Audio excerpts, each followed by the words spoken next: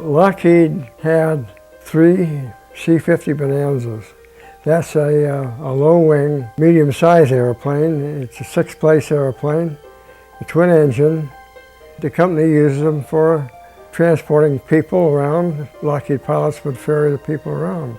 One time, Fish, who was the head test pilot for Lockheed at that time, we'd become pretty good friends, and he knew I liked to fly. And one day, when I was going home, I was clocking out, and he came by and he says, "Where are you going?" I said, "Well, I'm just going home." And he says, "Well, punch out and come on with me." And so I was really excited about that. I thought, well, maybe I'll get a little bit of flying time.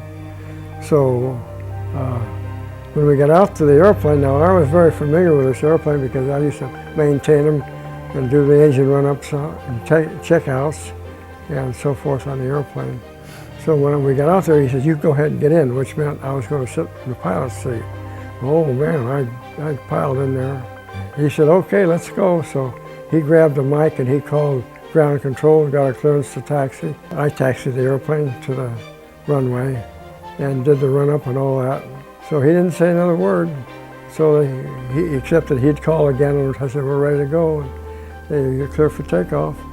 So away I went. Well, as I was rolling down the runway and just coming off the ground, the nose started really pushing up, really coming up, and I was pushing the column forward, trying to hold it down. And I looked over and Fish was rolling the trim back, rolling the nose up. I said, "Hey, what are you trying to do, kill us?" And he laughed, and so I took it and I rolled the trim back down and got the airplane trimmed down again, and we took off. Well, we had about a 10-minute flight to do to go to Van Nuys, but it took us an hour and a half to get there. And we were flying all over the place, and he was letting me do all kinds of different things and showing me things. And so when we finally went into land at Van Nuys, just as I turned crosswind, he cut one engine back. He pulled the throttle back to idle. Well, I realized that I had to go more power on the left engine because now I don't have the right engine and it's dragging.